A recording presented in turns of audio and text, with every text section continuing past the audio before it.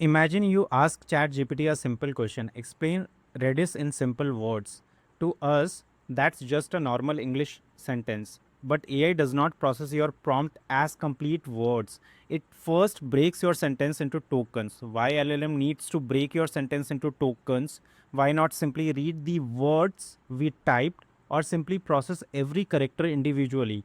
It turns out this is not just an implementation detail, it's one of the most important engineering decisions behind every modern LLM. And once you understand it, you will also understand why AI companies charge per token, why context windows are measured in tokens, and why tokenization is always the first step before the model generates a response. Let's see how it actually works. Suppose I type this prompt, explain Redis in simple words. You read it instantly, you understand exactly what it means. But an LLM can't read English the way we do. It does not understand words.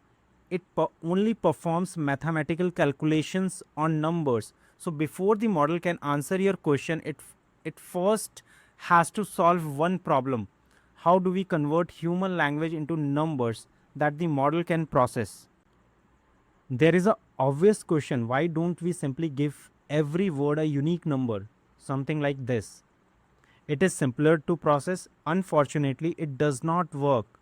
Think about how fast language evolves. Every year, new words appear, new company names, new technology names, new programming framework names, right? A few years ago, words like ChatGPT, Spring AI, and MCP did not even exist.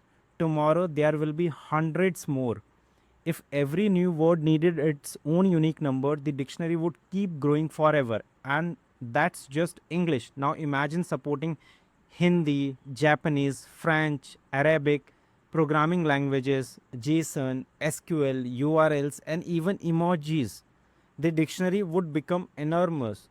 There is one more problem. Suppose tomorrow someone creates a new framework called Super Cache X. Just imagine this name. The model has never seen that word before. So there is no integer mapping against that word. So it cannot process it the way it processes known words. Using complete words sounds simple, but it does not scale. You might be thinking, if using complete words does not work, why not process one character at a time? For example, instead of reading the word Redis, the model reads one character at a time, like this. Now the dictionary becomes very small.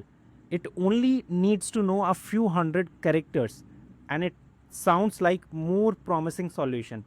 But it creates a different problem. Imagine reading a book one letter at a time. Instead of seeing the word architecture, you see letter like this. You don't recognize the word until you have read every single letter. The model has the same problem. Instead of processing one meaningful unit, it has to process many tiny pieces.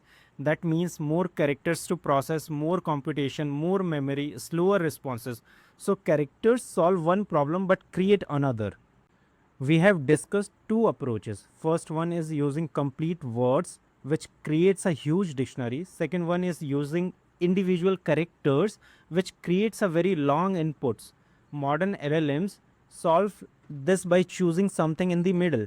Tokens. A token is simply a small piece of text. Sometimes it's a complete word, sometimes it's part of a word. Sometimes it's punctuation. Instead of trying to store every possible word, the tokenizer breaks text into pieces that it already knows. For example, imagine a brand new database called HyperRedis DB. The model has probably never seen that exact word before, but it may already know these pieces. By combining those known pieces, it can still understand a completely new word. That's the beauty of tokens. The dictionary stays small enough to manage, the input stays efficient to process, and the model can still understand words it's never seen before. Now, here's another interesting question. Why do companies like OpenAI, Anthropic, etc. charge per token instead of per word? Because internally the model does not process words, it processes tokens. Every token adds a little more work for the model. More token means more computation, more memory, more time to generate a response. So if your prompt contains more tokens, the model has to do more work. That's why AI companies charge based on the number of tokens, not the number of words. So now we know why LLMs need tokens, but where exactly do tokens fit? What actually happens when you send a prompt to the LLM? First, your prompt is sent to the tokenizer, which breaks the text into tokens. Those tokens are converted into vectors by the embedding layer. Because the transformer works with numbers, not text, the transformer then processes those vectors and predicts the next token, one token at a time. And finally, the generated tokens are converted back into readable text by the tokenizer. And that's the response you see on your screen. Let me summarize three important points. Using complete words create a huge dictionary that's impossible to maintain. Second, using individual characters make the model processes much more information, making it slower and more expensive. Third, token strike the perfect balance. They are small enough to handle new words but large enough to keep processing fast and efficient.